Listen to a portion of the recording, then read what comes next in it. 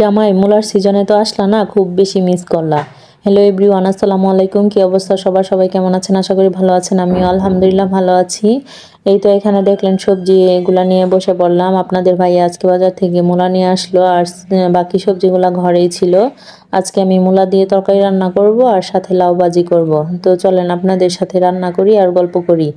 তো এখানে প্রথমে আমি ভাজিটা বসিয়ে দিলাম, আর ভাজি বসাইতে বসাইতে চলেন আপনাদের সাথে মূলার গল্পটা বলি। এটা হচ্ছে আমি অনেকদিন আগে একটা নাটক দেখছিলাম, সেই নাটকে আর কি মানে জামাই শ্বশুর বাড়ি আসছে বেড়াইতে, আর শাশুড়ি মানে রান্না করছে, অনেক খাবার রান্না করছে, তার মাঝে আর কি সব কিছুতেই মূলা দিয়েছে।